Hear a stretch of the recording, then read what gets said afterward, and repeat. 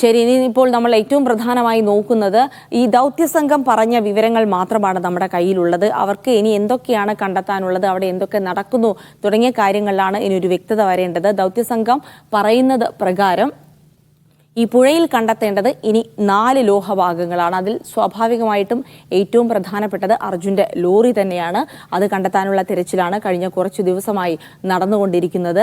മറ്റൊന്ന് ടാങ്കർ ലോറിയുടെ ക്യാബിൻ കൂടി കണ്ടെത്താനുണ്ട്. ഒരു ടാങ്കർ ലോറി കൂടി ഉണ്ടായിരുന്നു, അതിൻ്റെ ക്യാബിൻ കൂടി കണ്ടെത്താനുള്ള ശ്രമങ്ങൾ കൂടി തുടരേണ്ടതുണ്ട്.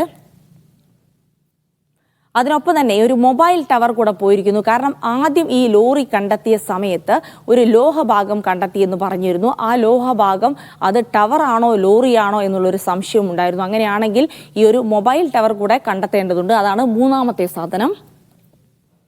പിന്നീട് റോഡിലെ ഡിവൈഡർ, കാരണം ഈ ലോറി മണ്ണൊലിച്ചു പോകുമ്പോൾ ഈ റോഡിലെ ഡിവൈഡർ കൂടിയാണ് ഒലിച്ചു പോയിരിക്കുന്നത്. അങ്ങനെയാണെങ്കിൽ ഈ ഡിവൈഡർ റെയിൽ കൂടി ആ പുഴയിൽ കണ്ടെത്തേണ്ടതുണ്ട്. അങ്ങനെ 4 ലോഹഭാഗങ്ങളാണ് ആ പുഴയിൽ നിന്ന് കണ്ടെത്തേണ്ടത്.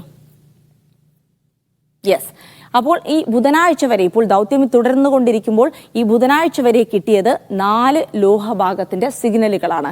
ഈ 4 ലോഹഭാഗങ്ങളാണ് ഇതുവരെ ഈ പുഴയിലുണ്ട് എന്നുള്ള കാര്യം മനസ്സിലാക്കിയിട്ടുള്ളത്. പിന്നീട് 2 സ്പോട്ടുകളും ഈ തീരത്തോട് ചേർന്ന് തന്നെയാണ് കണ്ടെത്തിയിരിക്കുന്നത്. കാരണം സിഗ്നൽ ലഭിച്ചിരുന്നു, അതിൽ 2 സ്പോട്ടുകൾ അത് ഈ തീരത്തോട് ചേർന്നുള്ള ഭാഗത്ത് തന്നെയാണ് കണ്ടെത്തിയിരിക്കുന്നത്. പക്ഷേ ഈ 2 സ്പോട്ടുകൾ അത് ലോറിയുടേതാകാൻ സാധ്യതയില്ല എന്നുള്ള വിവരങ്ങൾ കൂടെ പറയുന്നുണ്ട്. ഇത് ടവറും റെയിലും ആയേക്കാം എന്നുള്ള ഒരു നിഗമനത്തിലാണ് ഇതുവരെ ഈ ദൗത്യസംഘം എത്തിയിട്ടുള്ളത്.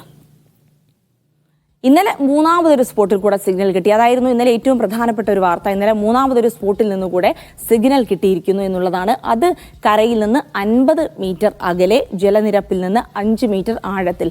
അതാണ് നിലവിൽ ഈ ലോറി ആണ് എന്ന് സംശയിച്ചുകൊണ്ട് അത്തരത്തിലുള്ള ഒരു പരിശോധന, തെരച്ചിൽ, ലോറി കണ്ടെത്താനുള്ള ഒരു ശ്രമമാണ് അവിടെ ഇപ്പോൾ തുടർന്നുകൊണ്ടിരിക്കുന്നത്. ഈ കരയിൽ നിന്ന് 30 മീറ്റർ ദൂരെ 5 മീറ്റർ ആഴത്തിൽ കണ്ടെത്തിയിരിക്കുന്നത് അത് അർജുൻ്റെ ലോറിയാകാനുള്ള സാധ്യതയാണ് കൂടുതൽ. കാരണം മറ്റെല്ലാ സിഗ്നലുകളും ലഭിച്ചിട്ടുണ്ട്, അതൊക്കെ തീരഭാഗത്ത് നിന്നാണ് ലഭിച്ചിട്ടുള്ളത്. അതുകൊണ്ട് തന്നെ ഇത് അർജുൻ്റെ ലോറിയാകാനുള്ള സാധ്യത അത് മുൻകൂട്ടി കണ്ടുകൊണ്ട് അവിടെ മണ്ണ് മാന്തിക്കൊണ്ടുള്ള പരിശോധനകൾ, രക്ഷാദൗത്യമാണിപ്പോൾ അവിടെ പുരോഗമിക്കുന്നത്.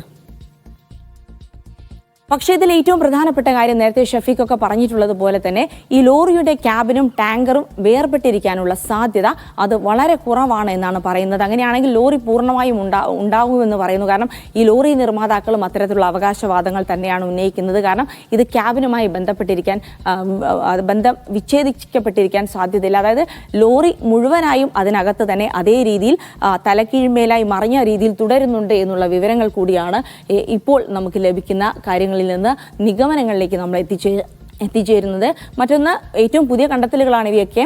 ഈ ലോറി വേർപെട്ടിട്ടുണ്ടെങ്കിൽ 5ാമതൊരു സ്പോട്ടിൽ കൂടി സിഗ്നൽ കിട്ടേണ്ടതുണ്ട്. യെസ്, അതാണ് കാരണം. ഈ ലോറി വേർപെട്ടിട്ടില്ല എന്ന് പറയാൻ, ഈ ലോറി അതിൻ്റെ ക്യാബിനുമായി വേർപെട്ടിട്ടില്ല എന്ന് പറയുന്ന പ്രധാന കാരണം ഇതുവരെ 4 സിഗ്നലുകളാണ് കിട്ടിയിട്ടുണ്ടെങ്കിൽ, അങ്ങനെ വേർപെട്ടിട്ടുണ്ടെങ്കിൽ 5 സിഗ്നൽ കിട്ടേണ്ടിയിരിക്കുന്നു. ഇപ്പോൾ 5 സിഗ്നൽ കിട്ടിയിട്ടില്ല. അതുകൊണ്ട് തന്നെ ലോറി അതിൻ്റെ ക്യാബിനുമായി വേർപെടാത്ത രീതിയിൽ തന്നെയാണ് ഉണ്ടായിരിക്കുക എന്നുള്ളതാണ് മനസ്സിലാക്കാൻ കഴിയുന്നത്.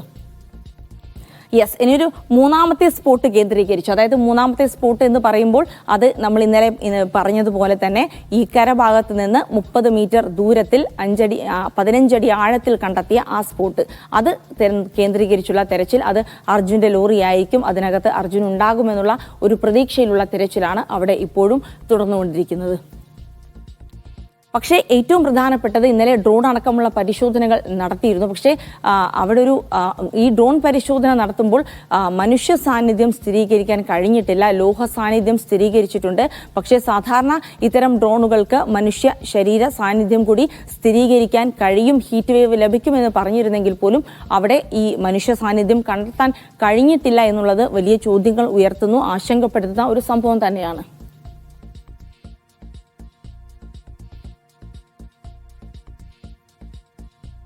യെസ്, എന്തായാലും അതുമായി ബന്ധപ്പെട്ടുള്ള നമ്മുടെ തെരച്ചിൽ ഇപ്പോഴും തുടരുന്നു എന്നുള്ളത് തന്നെയാണ്. കാരണം ഏറ്റവും പ്രയാസകരമായ ഒരു ദൗത്യം ഇപ്പോൾ തുടർന്നുകൊണ്ടിരിക്കുകയാണ്, അർജുനെ കണ്ടെത്തുക എന്നുള്ളത്. പക്ഷേ അർജുൻ ആ ലോറിക്കകത്തുണ്ടോ എന്നുള്ള കാര്യത്തിൽ ഒരു തരത്തിലുള്ള ബോഡി ഹീറ്റ് വേവും ലഭിച്ചിട്ടില്ല എന്നുള്ളത് കൊണ്ട് തന്നെ അത്തരത്തിലുള്ളൊരു ആശങ്ക വലിയ രീതിയിൽ നിലനിൽക്കുന്ന ഒരു സാഹചര്യമുണ്ട്. ബോഡി ഹീറ്റിൻ്റെ സിഗ്നൽ ഇതുവരെ ഈ ഡ്രോൺ പരിശോധനയിൽ കിട്ടിയിട്ടില്ല.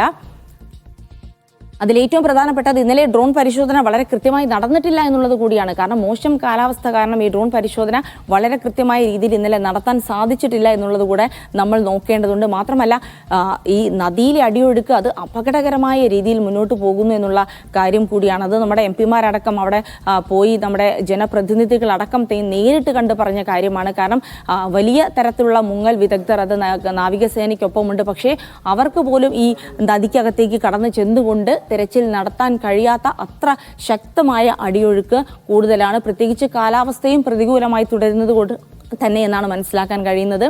അപ്പോൾ തന്നെ നേവിയുടെ മുങ്ങൽ വിദഗ്ധർ ഇറങ്ങുന്നത്, കാരണം ഈ നേവിയുടെ മുങ്ങൽ വിദഗ്ധർ എന്ന് പറയുമ്പോൾ ഇന്ദ്രപാൽ അടക്കമുള്ള സംഘം, അവർക്കൊപ്പം തന്നെ വളരെ വൈദഗ്ധ്യ പരിശീലനം ലഭിച്ച ആളുകളുണ്ട്. പക്ഷേ അവർക്ക് പോലും ഈ നദിയിലേക്ക് ഒഴുകി അത്തരം പരിശോധനകൾ നടത്താൻ കഴിയുന്നില്ല എന്നുള്ളത് കൂടിയാണ്. അതായത് അപകടകരമായ വിധത്തിൽ അത്ര അടിയൊഴുക്ക് ഈ നദിയിലുണ്ട് എന്നുള്ള കാര്യം കൂടിയാണ് മനസ്സിലാക്കാൻ കഴിയുന്നത്. എന്തായാലും ഇതുമായി ബന്ധപ്പെട്ടുള്ള തെരച്ചിലാകും. ഇന്ന് തന്നെ ഇറങ്ങി കൂടുതൽ പരിശോധന നടത്തുമോ എന്നുള്ള കാര്യമൊക്കെ നമുക്ക് ഇനി അറിയേണ്ടതുണ്ട്. കാരണം കാലാവസ്ഥ അത്ര പ്രതികൂലമായി നിൽക്കുകയാണ് എന്നാണ് മനസ്സിലാക്കാൻ കഴിയുന്നത്. എന്തായാലും